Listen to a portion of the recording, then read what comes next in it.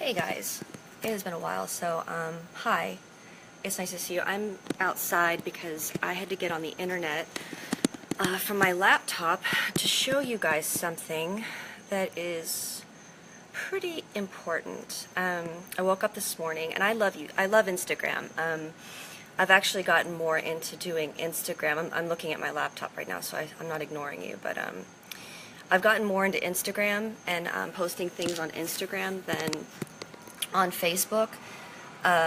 You just, you especially with like art or different things that, you're doing, you really reach people that are really tuned into what, you're about, and you get to meet people from all over the world and connect. I mean, there's been lots of different bands and artists and people of that nature that I've connected with the last 3 years. Some of them have actually come to visit the studio, and we've had a really great time. But there's also another side to putting yourself out there really publicly, that you can get in contact with things that you don't really want to be involved with. And sometimes you're on the radar of certain people. Hey, what's up, Dino? You're on the radar of certain people that, you wanted to get away from in the first place, or you know too much about that side, that you know what's up, and you're going to avoid it. And for me personally, I think you guys have known me enough to know that I have been really not down with a certain element of the art world and a certain element of the music world that seemingly makes it seem really cool to empower women by completely exploiting them and completely abusing them, and making and also young men. It's not just about it's not even just about women. I mean, they're all about exploiting young boys too, making everybody and anyone into basically a sexual object. If you guys have ever watched the movie Scanners, no, is it Scanners? It's not Scanners. It was I'll put it in the comments, but there was this like 70s movie that was like this horror exploitation film that was like made everybody into just like, they wanted to F everybody all the time. They were just like total horn dogs, and that's all they could think of, and they were like all in this apartment building, and there was like this parasite that was like making everyone total horn dogs, and it was like orgies everywhere. And that's kind of what our society's turning into. Sex is just about getting off at a moment and twerking down the street to see who's going to notice. But my point is, it's taking me an extra minute to find this dude. But I want to show you something that it's right in front of your face, and so many people don't see it for what it actually is. Now let's see, where is this guy? I woke up this morning, and someone started following me on my Instagram. And I always like to check and see, what are people about when they're checking up on me on my Instagram. Like, they could be like a really neat DJ or somebody that, we could really collaborate or just discuss or whatnot. This particular guy, he's a pimp. I mean, there's no other way of putting it. This is what happens in a lot of the music industry. It's a cover for the real moneymaker. This guy is a young dude. All right, I'm going to try to do this really fast. Sorry, guys. I should have just waited until I found him. I normally am on my Instagram on my phone. I'm never on my Instagram on my laptop, so I'm having a hard time finding this guy. Let me see if I can just plug him in, because he is following me. He is following me, so let me see if I can pull this up. He had liked a post that I did a couple days ago, and I want to show you what it looks like when you see someone who is using the music industry as a cover for sex trafficking young girls and young boys. I want you guys to really see this and see what it looks like, because ever since the mid-'80s, there has been a systematic desensitization, am I saying that right? Desensitization of thinking it's total, like Snoop Dogg and Dr. Dre, Eazy-E, all of those guys. You know, I mean, I was a kid when all that stuff was coming up, and there was this radio station called Whammo that was huge. You know, I went to Peabody, and that was like the thing. I was actually one of the few white girls at my school that could actually dance, so I was like on the dance team. I mean, we were down, you know, it was great music, really fun, and you know, but then you start watching the videos, and then you start watching how your friends start thinking that it's cool to be put in different positions where they get taken advantage of. So you just watch the videos, right? I mean, let's go to the 90s where you've got these VJ girls, the video girls. And the thing is this is the way they work. They go, well, you want to be a model, right? You want to be a model, you want to be something like that. What's up, Christoph? Hi. And so the girls think, well, this is legit. You know, this is a legit job. I'm going to be taken professionally. I want to be a star. I want to be sexy. I want to be the next Beyonce. Or at the time, it was like, you know, they wanted to be Aaliyah. You know, I mean, Aaliyah was the one. And quite frankly, if Aaliyah was still here, Aaliyah would be the one that was running things because she's super talented. But anyway, I'm not going to get into that side of it. But point is, so on one side, you've got these young girls that want to be part of that, and you've got these young guys that they think it's really cool to be the guy that has a whole bunch of drugs, and they've got the hip-hop thing, and they've got all this stuff. Well, they rear these young girls in saying that we'll give you a radio, we'll give you a, we'll let you sing backup. We'll let you sing backup. But the thing is that you got to go to a few business meetings with some higher-ups. And man, I'm not finding this guy. I wonder if he found out I was onto him, and he just pieced out. I'm gonna see what I can do and find this. And they slowly start brainwashing these young girls to think that it's okay to go into certain business meetings, and then they have to be nice to the producers or to the supposedly big businessmen around. Very quickly, what happens once the girls start getting brainwashed into thinking that this producer is going to make all my dreams come true, I have to be nice to them, I have to do whatever they want me to do. Look at the R. Kelly example, okay, if you need something really relevant and current as an example of what I'm talking about. These girls get put into these situations, and a lot of them come from homes that are broken. I mean, they don't even know what love is in the first place. You know, their mom was probably a drug addict or just was neglectful, you know, or was part of that whole scene and celebrated it and didn't see anything wrong with it. So therefore the child doesn't know anything better, you know, and they're used to men treating them like that and the language, and they're used to that, so they don't even see that it's a problem because that's what they know. So you know, you have to understand that there are some people that literally that is always going to be that's the reality. They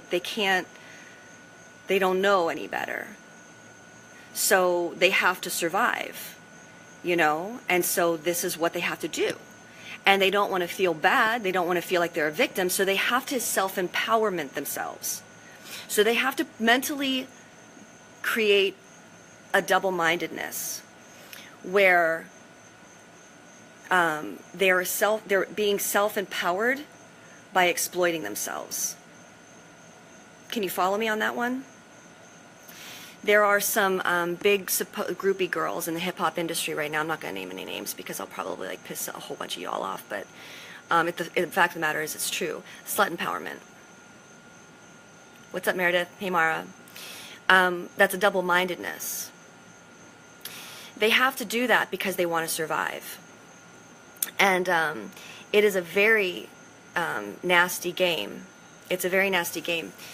I had a friend who went down to Orlando. If you need a real story, okay, to explain this situation, I had a real friend who at 17 went down to Orlando. She's a beautiful girl, great singer, and she met this guy, and I'm going to tell you his name because you can look him up online. His name is Jason Beaumont. Look him up. He's a producer in Orlando, okay? And this was back in 2010, and he was going around town acting like he was Mr. Big Shot, being a producer, a music producer, and getting all these girls all this attention. Oh yeah, you know, you're rolling around with all these like gold chains and all this stuff, and yeah, you're gonna change all these girls' lives. And he promised her she was going to get, hey Annie, he promised her that he was going to get her a record deal. So she felt obligated to do what he asked of her to make a success of herself. She wanted to be a star. Well, what he was asking from her was to go on late night dates with his supposed clients. He called them businessmen at first. See, this doesn't just, you don't just roll up into a city, into these situations, and get thrown right into the deep mix. That doesn't happen. It's a grooming process. It's seeing at each step how much someone's going to go along with something, you know, and if they can keep their mouth shut or how much control you have over them. Well, by the time that she was going to these business meetings, these late night business meetings with these very wealthy, connected, elite men, that are in Orlando, that were connected to Atlanta, that were connected to Miami, that liked young girls, and they pay for it. Started realizing after a month or so that she was actually getting pimped out. This is what was happening. I'm going to give up on being able to see this on the laptop right now because my battery is really low.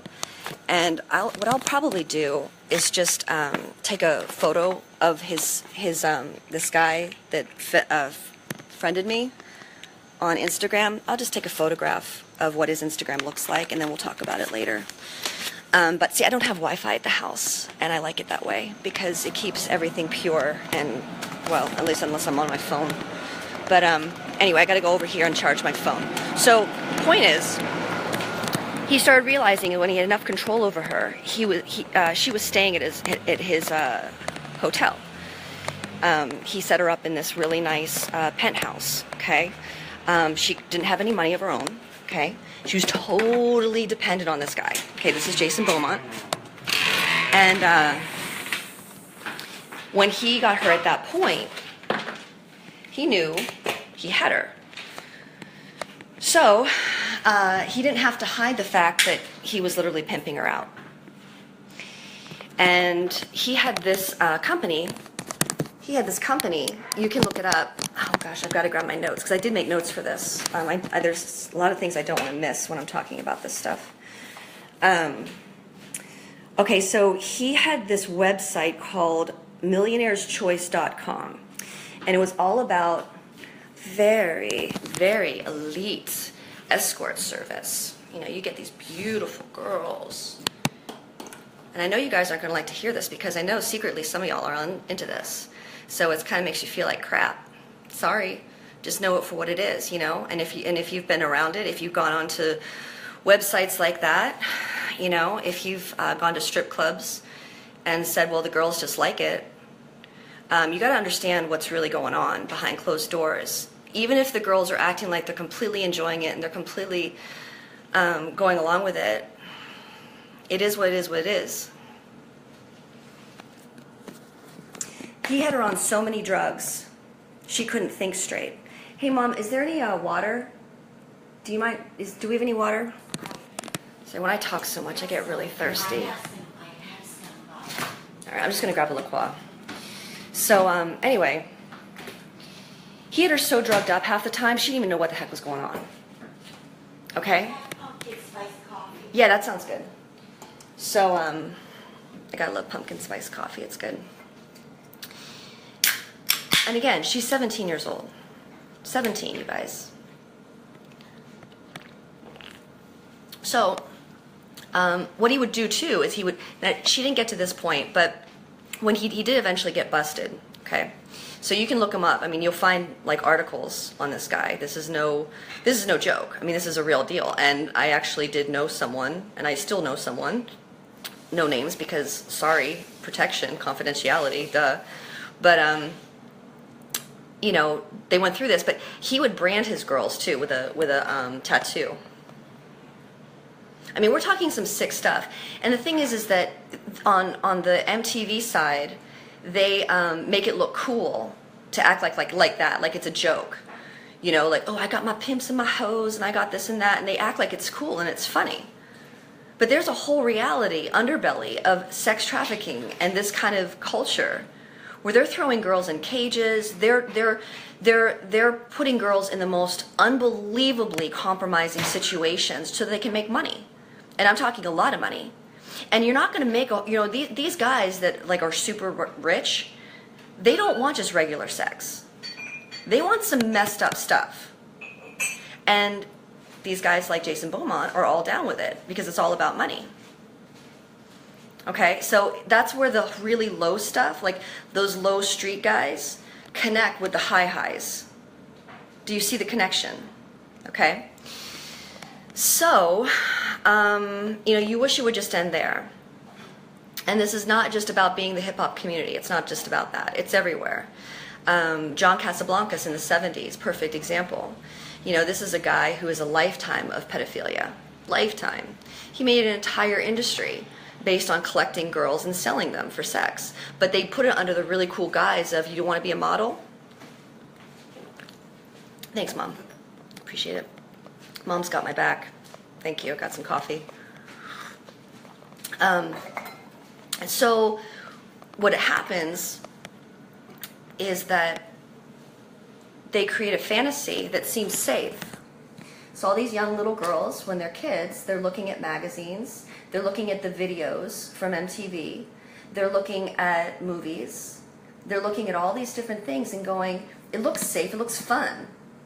And that's what will make me feel good about myself, because, you know, maybe my family tells me I'm crap, or I'm ugly, or I'm not good enough. Well, this will show them I'll grow up and I'll be a star.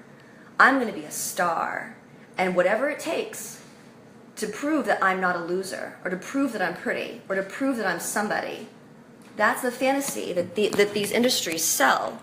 And the reality of once you really get into it is a whole other ballgame. And unfortunately, more than just one of my friends, there were people that I know or acquaintances or whatnot. I know sometimes people think that I use the word friend too loosely, and I can understand that. Sometimes I meet people that get turned off because they go, well, you just seem to be friends with everyone, so how do I know if I'm closer to you than not? Well, I go deep with people as far as like really caring about people, whether or not I meet them, you know, one or two times and have a really solid conversation, like something that really matters, or I have a lifetime of it. But I think in this world, there's such a lack of friendship, like real friendship, that as much as it may seem like I might overuse it, and it might question some people to think of my loyalty being fake or superficial, then they don't really know me. And I think it's really important for people to know what friendship is. And this is one way I can do friendship and also have people's back, is when someone tells me a story like this and I find out about it, I'm going to talk about it. So let's go to John Casablancas. If you look back to the 1970s, he was always about collecting young girls, and that was always his thing, you know. But they created an industry that makes it not seem like it is what it is. That's going to be really hard for some people to hear. I'm sorry, but it is. And, you know, that's why so many people have been caught with their hand in the cookie jar. Different government officials, sports people. Sports is huge. I mean, like, you know, if you go into if you follow the money that gets made every single time there's a big game, like a Super Bowl or anything like that, right behind the Super Bowl is the parties and the after parties afterwards. Same thing with Hollywood. With the young girls, what they do is they sell The Great Gatsby meets Pretty Woman fantasy. Does that ring a bell with anybody? You know, when we were kids, we thought, oh gosh, wouldn't it be great to be Julia Roberts? Let's think about that for a hot second. So I want to be a young girl who's completely destitute, who has no family that has their back whatsoever. I'm on the streets of Hollywood with my friend who is also sort of a major druggie and also dealing with trying to pay back her drug dealer. And I am going to take the risk to put myself out on a street to find Mr. Wonderful. And then he's going to change everything because he has money. I wonder how many girls that are my age now think about how that might have subconsciously affected them in their lives. And what are the movies that are out now? What are the movies that are out now that are telling young girls to be something or to reach for a certain quote-unquote goal? Behind all model agencies is a hedge fund run by men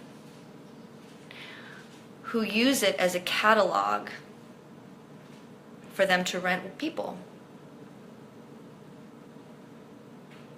That's the gut of it.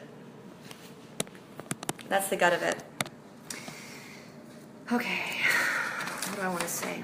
All right, so what do you look for? How do you know it's not just a joke? How do you know that, like, you know, someone's just not being stupid?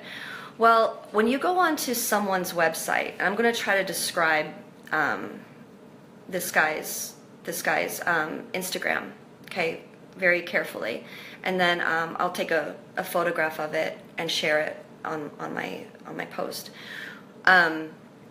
First of all, they'll always say they're a producer, music producer. Usually it's around hip hop or rap. I mean, but it can also be something else, you know.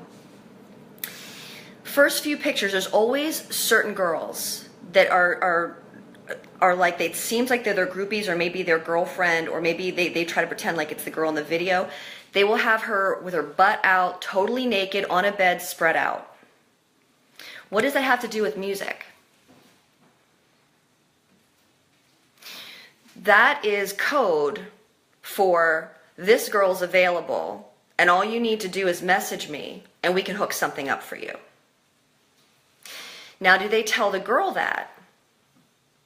Well, when she's first breaking into it, no, they're going to say, you know, I need you to model for me. I need a sexy picture to get people interested in my music. So can you please, like, let's do a photo shoot. It'll be really professional. And, you know, but we need you to be in a thong, topless, bent over, showing your butt on a bed. And there's nothing wrong with that because that's everywhere. It's in every single video, right? You see? So she does it. And then he promises her, well, you know, now you'll definitely be in the video. Like you've earned your way into the video for sure. Like, we're going to be big. You'll be in the video. But then he posts the picture. Some guy who's following him, or he might be connected in some way, shape, or form behind closed doors with some kind of situation that people are watching him from afar, knowing that it's prostitution. On their end, they know what it is. The ones that are buying. They go, all right, well, cool. I like her. I like her look. Why don't you set us up on a date? And I'll pay you like $500. I mean, sometimes it's up to $30,000. You know, I mean, it just depends on what level you're at. And the girl thinks she's going on a date. The guy knows he's buying her for the night. They feel each other out. And once that metaphorical cherry is broken and literal cherry is broken, then he knows it'll be easier for her the next time and the next time and the next time to go along with it. Next thing you know, she knows what she's doing. Or she's so drugged up, she doesn't, she just goes along with it anyway. That is sex trafficking. That is human trafficking. I don't care how you want to color the rose. You can call it any name you want to. But that is not female empowerment. That is what it is. And if there is not one person that's willing to stand up and really protect people and really call a spade, then there's something seriously wrong with our society. I've been really grateful the last few weeks, because I've been posting stuff like this since after the election. You guys got to look at the ties.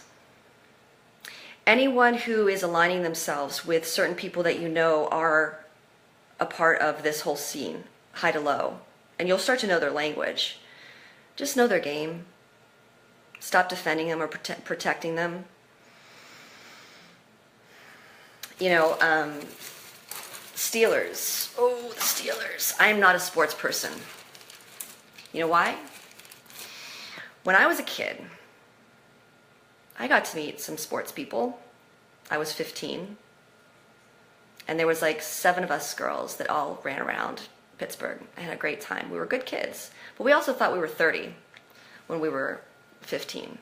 Not that we were bad. We just thought we were adults because we just did. We met some professional athletes.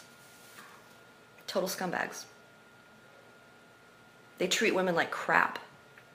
Cheat on their wives. Look at everyone like a power trip. Look for the prettiest girl in the room and see if they can get her attention. But in the long run, they don't care. That didn't necessarily happen to me personally, but I saw it literally watching my friends next to me getting hit on by people that we knew how old we were, and knew they were married, knew what they were doing was wrong. Go to college, you get college athletes that rape girls on campus. You get into the professional world, and every single time there's a big game, what's the first thing they do? They spend their money on strip clubs. Don't talk to me about morality. I don't want to hear it from those guys. And it's a joke. There are some good professional athletes, I'm sure, that are out there. But they know the general culture. And if they can't deal with it, they don't like what I'm saying, I don't really care. I really don't. Either change the culture or whatever. Be honest with what you're down with, where you put your money. And where do you put your money? Do you put your money into good stuff? No. So there was this story that I wanted to share. It kind of came to me this morning after I was going through all this, and I'm like looking at this guy's Instagram and like all that old stuff that I had to deal with pulling my friends out of this junk. All just came flashing back to me. You know, when I'm like looking at these young girls, I mean, there's a video that he posted of this naked girl on his lap, you know, just going at it on him while he's rapping and thinking that he's like so great. And, you know, it was heartbreaking. I think about,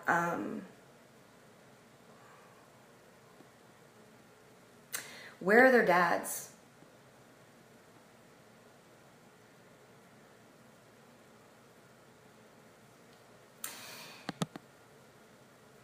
And I can't even imagine. Shoot, I wasn't gonna cry. When you have a loving dad, first of all, you would destroy their heart if you did that and your dad had to see that. Okay? You would destroy it. Oh, the guy, Jason Beaumont. Check him out, Paul. Oh, no. Oh, the guy, I'll tell, the guy on the Instagram, the guy on the Instagram, I couldn't pull up his Instagram thing for a minute because my laptop was acting funny, but I'll post it in the comment. But his name is like Essay something. He's out of Los Angeles, and it's a joke. It's a total joke. Wait till you see what he has on his Instagram. It's ridiculous. But I was also talking about a hip hop guy down in Orlando as well, Jason Beaumont, that you can check out, who got busted for human trafficking as well.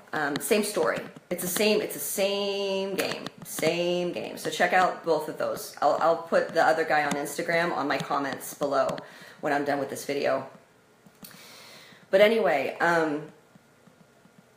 you think about the dads, and you know, if I did that, my dad would have kicked my you-know-what, and I would have destroyed him. And you know what's really creepy is that there are some fathers in the whole like Hollywood thing or whatever that celebrate it.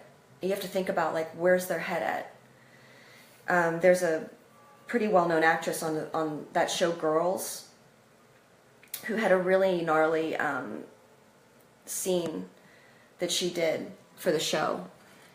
And Brian Williams, the newscast guy who lost his job until he got it back when his daughter joined the joined that show and did what she did. They interviewed him, and he acted like it was a family event to sit around the television and watch that.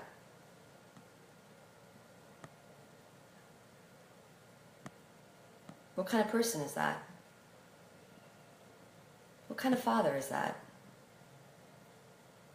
I can't even imagine. And there's people in this world that are like that. And do we want to defend that? Because if we keep defending it, that's going to be the norm. It already is. I mean, we're right there. That's the norm.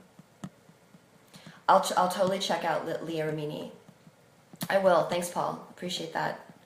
But that's what's going on. And, you know, and the worst part about it is the really good dads, the ones that are really trying to protect the innocence and the real beauty of their girls, because they know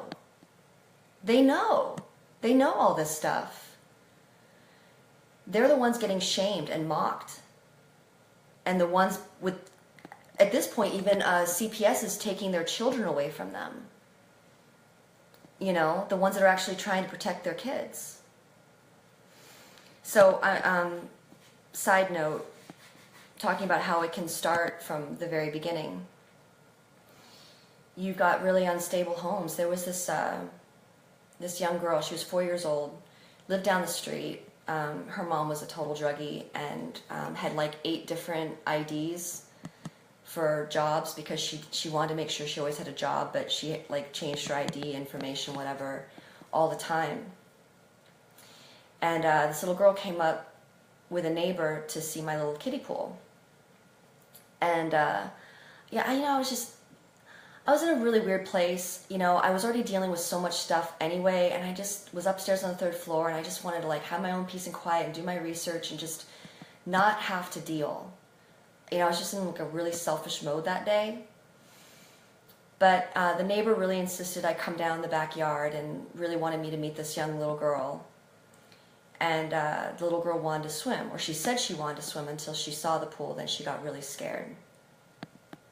I mean, terrified. Like she was looking at a shark, scared. Fear. Why was she so fearful? She was 4 years old. Who taught her to fear water like that, or fear everything or anything like that?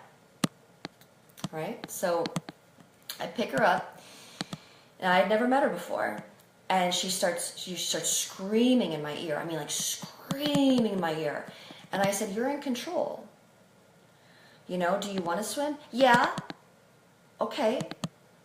You're completely in control here. So I'm going to listen to you, and we're going to get in the pool. I'll stand up, and you tell me how high or low you want to go in the pool." And I promise this story has a point. It doesn't seem like it right now, but there is. So she's screaming, screaming, screaming until she realized she can trust me. She starts learning how to swim. She all of a sudden, within a half an hour, she's using the floaty, and she's so excited. And she feels so proud, and yet all she wants to do is call her mother. She kept asking us, "Please get my mommy, please get my mommy." She's 4 years old. "I want to show my mommy what I'm doing."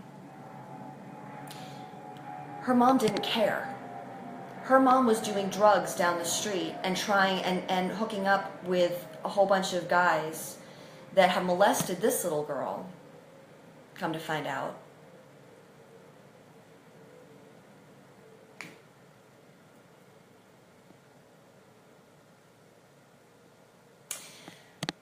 But your parents, they're the ones that set that tone. What's going to happen to her when she grows up? That's going to be normalized. Do you think that one time with me is going to change her life. No, she's going to go back every day to that reality that it's normal for your mom not to really be there for the things that really matter. It's going to be normal for her boyfriend to come into your room and molest you. It's going to be normal for her mom to say, hey, you know what, I can make a couple extra $100 if, you know, my girl's already trained anyway. Just let her, just do your thing with her. Just give me some money for it. It's going to be normal for her to be approached by men when she becomes a teenager to go, oh, you could be really pretty and in this music video. She's going to think it's a good thing, and she's not going to see it as she's being exploited for sex or for anything else that they want to do with them, because she's already been transitioned in that since she was a little kid. So therefore, she's going to go, this is a celebration for me, because now I can buy the hottest clothes, I can buy the hottest shoes, everyone's got my attention, you know, everyone likes me. So when someone comes up to them going, you're being exploited, they're going to go, what are you talking about? Like, this is me. Don't even try to disrespect me. Don't try to make me feel bad about myself. You see? That's how it works.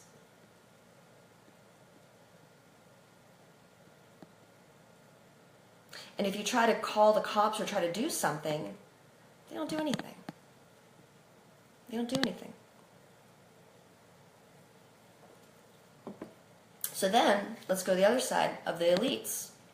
The people that run the show of culture in our society. I'm going to tell the story of King Solomon with the two mothers. And if you remember that story. So two moms showed up. King Solomon's like hanging out on his throne, and the one woman, there's one baby. It's one baby, two women. And the woman holding the baby, or the one woman says, you know, this woman stole my baby out of my bedroom last night. And the other woman said, it's not your baby, this is my baby.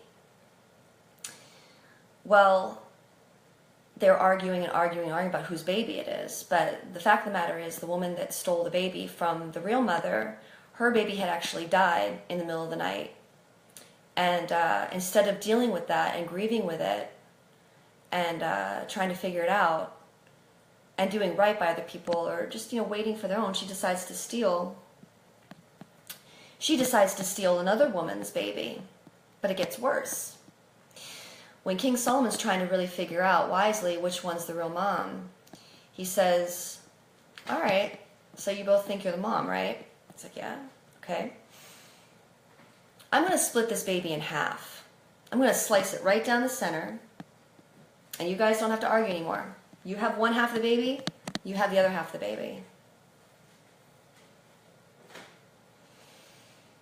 The real mom freaks out. Don't you touch my baby. She can have him. Please don't do that. That's horrible. Like, please, you know. The fake mom says, yes, do it.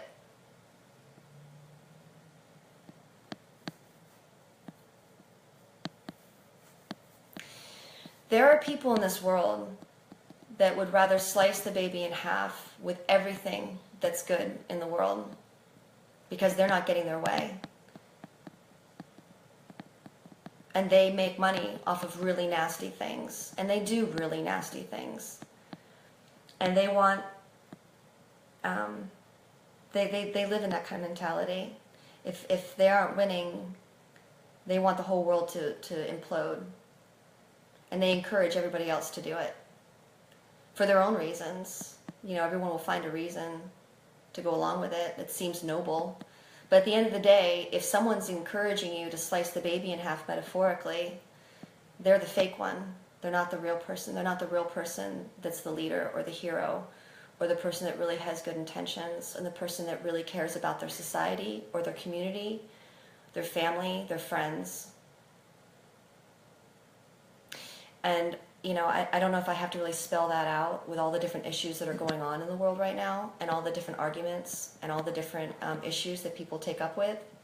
But at the end of the day, if you can't stand up for kids, if you can't stand up for that kind of thing, but you can find a derivative to stand up with, that actually does create destruction and hate and bitterness and divisiveness because you think you're doing the right thing by it. I'll see you, Paul.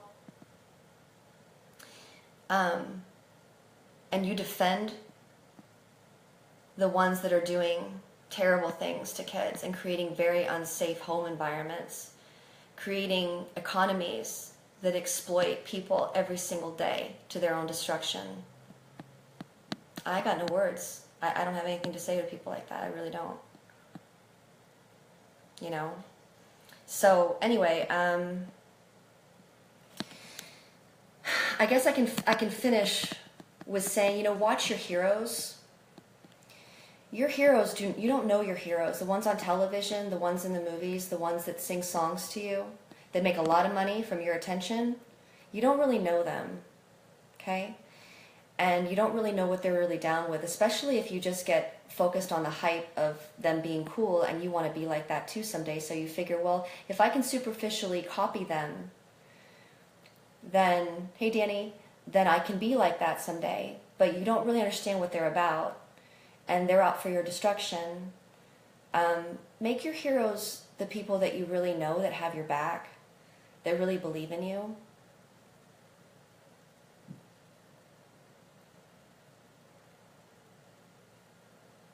Those are the people that are your heroes. What's up, Danny? Know that. The heroes are the ones that are there for you. They pull you out of the muck. Even when sometimes you don't want to be pulled out of the muck. Because you don't even know you're in the muck. Those are real friends. Okay? In this world, Hollywood, the music industry, the very, very high art world, they create fantasies and heroes so that people will trust and emulate them more than they trust and emulate the real people in their lives that are their real heroes and really have their back, like a really great dad. And they do that for your destruction.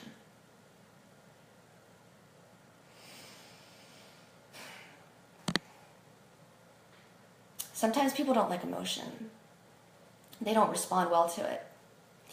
But I can't take this issue without emotion. I'm a passionate person anyway. I am. It kind of freaks some people out. They don't like, they're like, you're too intense. But if you're not feeling, especially when you see these things in real life and you know these people, if you're not feeling it and you don't have that empathy and that compassion, you're dead. And so yeah, I do get emotional about it. I try to stay balanced, but it is hard. So anyway, okay, so be the person that you would love to be. Care about the people that you really know. And I will put that dude's Instagram on one of the comments below, so you can see what it looks like, what this industry really looks like with a certain veil that they put on there, so people don't really see it for what it is. So I've talked enough, and I hope you guys have a really, really great day. Lots of stuff happening at the studio. Let's just change the subject for a hot second. So one of the reasons I haven't done a live feed in a while is because behind closed doors I've been working with some fantastically amazing people on these specific subjects. I've gotten in contact with Stephen Shellen, who is an activist artist, former a movie actor, very well known in the 90s. He was one of the stars in A River Runs Through It with Brad Pitt, and a whole bunch of other different shows. But he went through some pretty wild stuff with these kind of issues with his kids and his ex-wife personally. And then when he was trying to stand up for what was good, they attacked him and destroyed his career. We have connected, and we're going to do an art show here, and I'm really excited for it. It's going to be awesome. I've also connected with Victorious Libertas, Angie and Jim down in Houston. They have this amazing YouTube channel, and they're just really great people, and they want to get to the truth of a lot of things. If you haven't checked out their YouTube, please do. We did an interview about a week and a half ago with Steven, myself, and Jim and Angie, and talked about a lot of these things and talked about the upcoming show. The show's going to be called Recycled and Reclaimed. So all of the paintings and installations are going to be built on site by Steven. There's probably going to be 5 of us helpers helping him put it together, but he's the lead artist. You know, we're going to put it the way he wants it. Paintings, a really cool skateboard installation. So bring your skateboard if you're here and you can make it. It's going to be a $20 donation. And if you want to as well, to donate to get him here, because we would like to make sure that he's going to be here for about a week. And we'd like to be able to help with expenses, travel, food, all these things. You can donate $50 to the project, and you'll get a signed print of one of his on-site paintings from the show as a thank you for that. So if you're into that, contact me personally, or you can just send it through PayPal, just paypal.me/KimBerryStudio. There's also an Eventbrite for it. So if you go onto Eventbrite, just type in recycled and reclaimed, and the event will pop up, and you'll see the different options that you have. You can donate your $20 there and have your ticket already in hand. You can also additionally do the $50 for the print. If you're out of town, but you do want to support, you can do and you want to print, just do the $50. Just send me a private message with your address so we can send it to you. There's lots of good stuff going on. And yeah, so that's why I have not been doing so many live feeds. Anyway, all right, so I hope you guys have a really great day. Also, one last thing, October 7th, Underlined Passages is going to be here. They're a really great band out of Baltimore, so it's going to be a really fun night. Mark that on your calendar. And so we got October 7th, and we've got October 27th. And this is the way to make change. I'm not saying I'm a leader of anything, but I do know that when you set an intention out in the world and your heart is really aligned with it, great things open up. And it doesn't take a ton of money, and you don't have to live in fear. You don't have to compromise yourself. You don't have to sell yourself out. Great things happen. And great people come into your life, and things work in the best way they can. And if I can only say that, just by the fact that just a few months ago, I didn't know any of these amazing people. And now we're doing a show, and we're connecting, and we're talking, and we're bringing it to the community about things that I never thought anyone would allow a platform. And it's tough. Trust me, it's tough. There's a lot of entities that want to shut it down. And you know why. It's their bread and butter. Their bread and butter, baby. Show me that ass. Come on. You know? Come on. We can live better. We can think better. We can imagine. We can imagine so much. Why do we have to imagine that? The world is a very beautiful place. And there are a lot of beautiful people in the world. And I'm really tired of watching some really beautiful people that I know become shadows of themselves because of this kind of stuff. So it's got to change. And if it just takes a few people in the backyard to start the whole darn thing, so be it. All right. Love you guys, and I'll talk to you soon. Peace out.